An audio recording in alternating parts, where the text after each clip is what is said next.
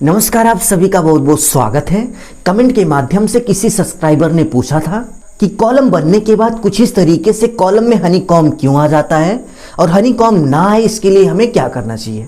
तो चलिए आज के इस वीडियो में हम प्रैक्टिकल तरीके से देखते हैं कि कॉलम बनने के बाद कुछ इस तरीके से हनीकॉम्ब क्यों आ जाता है और कॉलम बनाते समय आपको किन किन बातों का ध्यान रखना चाहिए जिससे कॉलम बनने के बाद कुछ इस तरीके से हनीकॉम्ब ना आए। तो वीडियो की शुरुआत करने से पहले पहला क्वेश्चन यही उठता है कि हनीकॉम्ब होता क्या है। तो हनीकॉम्ब को समझने के लिए सबसे पहले आप इस कॉलम को ध्यान से देखिए।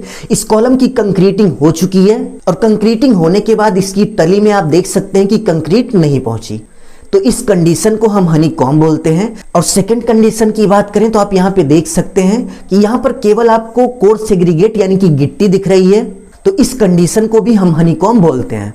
उम्मीद है आप इस एग्जाम्पल के माध्यम से अच्छे से समझ गए होंगे कि हनीकॉम्ब होता क्या है। चलिए अब वीडियो की शुरुआत कर लेते हैं। वीडियो की शुरुआत करने से पहले आप सभी से बस छोटी सी रिक्वेस्ट है कि प्लीज वीडियो को लाइक कर दीजिए और यदि आप चैनल पर नए हो तो चैनल को सब्सक्राइब कर बेल आइकन प्रेस कर लीजिए, जिससे आगे आने वाली अच्छी अच्छी वीडियो की नोटिफिकेशन आप सभी को मिलती रहे। तो हनीकॉम्ब आने के फर्स्ट रीजन की बात करें तो कंक्रीट में सीमेंट सैंड एग्रीगेट यानी कि सीमेंट बालू गिट्टी का अनुपात प्रॉपर ना होना। आपने देखा होगा कि कभी कभी ऐसा हो जाता है कि कंक्रीट बनाते समय सीमेंट बालू गिट्टी में गिट्टी की मात्रा ज्यादा हो गई, सीमेंट की मात्रा कम हो गई, या फिर सैंड यानी कि बालू की मात्रा कम ज्यादा हो गई। तो इस सिचुएशन में कुछ इस तरीके से कॉलम या फिर किसी भी कंक्रीट स्ट्रक्चर में हनीकॉम्ब आ जाता है। एग्जाम्पल की बात करें तो आप इस कंक्रीट को यदि ध्यान से देखेंगे तो इस कंक्रीट को देखने से ही लग रहा है कि इस कंक्रीट में गिट्टी की मात्रा ज्यादा है। तो यदि आप इस तरीके की कंक्रीट बना के कॉलम की कास्टिंग या फिर किसी भी कंक्रीट स्ट्रक्चर की कास्टिंग करेंगे तो कुछ इस तरीके से हनीकॉम्ब आ जाएगा।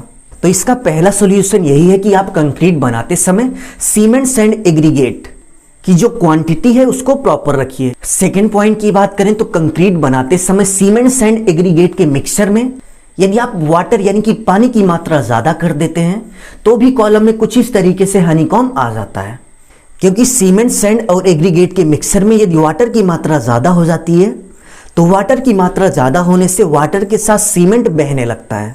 तो कंक्रीट बनाते समय इस बात का ध्यान रखिए कि सीमेंट सैंड एग्रीगेट के साथ साथ कंक्रीट में वाटर की मात्रा ज़्यादा या फिर कम ना हो, क्योंकि कंक्रीट में वाटर की मात्रा कम या फिर ज़्यादा होने से कुछ इस तरीके से हनीकॉम्ब आ जाता है। थर्ड पॉइंट की बात करें तो कॉलम में कंक्रीटिंग करते समय यानी कि कॉलम की कास्टिंग करते समय वाइब्रेटर का सही से उपयोग ना करना। यदि कॉलम की कंक्रीटिंग करते समय सही से वाइब्रेटर का उपयोग ना किया जाए तो कुछ इस तरीके से कॉलम में हनीकॉम्ब आ सकता है। कॉलम में वाइब्रेटर का उपयोग करने से कॉलम के अंदर जो कंक्रीट होती है वो अच्छे से बैठ जाती है, जिससे हनीकॉम्ब आने की संभावना कम होती है। एग्जाम्पल की बात करें तो आप यहाँ पे देख सकते हैं कि नीचे कंक्रीट नहीं पहुंची, तो इस कॉलम की कंक्रीटिंग करते समय सही से वाइब्रेटर का उपयोग नहीं किया गया। यदि वाइब्रेटर का उपयोग सही से किया जाता तो कंक्रीट कॉलम के नीचे इस एरिया में अच्छे से पहुंच जाती। तो कॉलम बनाते समय वीडियो में आपको जो भी पॉइंट बताए गए, यदि आप इन सभी पॉइंट का ध्यान देते हो तो आपके कॉलम में या फिर किसी भी कंक्रीट स्ट्रक्चर में कुछ इस तरीके से हनीकॉम्ब नहीं आएगा। यदि आपको सभी पॉइंट अच्छे से समझ में आ गया तो प्लीज वीडियो को लाइक कर दीजिए। और यदि आप इस बुक को फ्री में डाउनलोड करना चाहते हैं तो इस बुक को डाउनलोड करने का लिंक इंस्टाग्राम के बायो में और इंस्टाग्राम का लिंक डिस्क्रिप्शन में दिया गया है। आप इंस्टाग्राम पे जाके फॉलो करके फ्री में यह बुक डाउनलोड कर लीजिएगा। अभी के लिए बस इतना ही। अपना ख्याल रखिए और अपने मम्मी पापा का अपने से भी ज़्यादा ख्याल रखिए। इसी भाव के साथ आप सभी से विदा लेते हैं। धन्यवाद।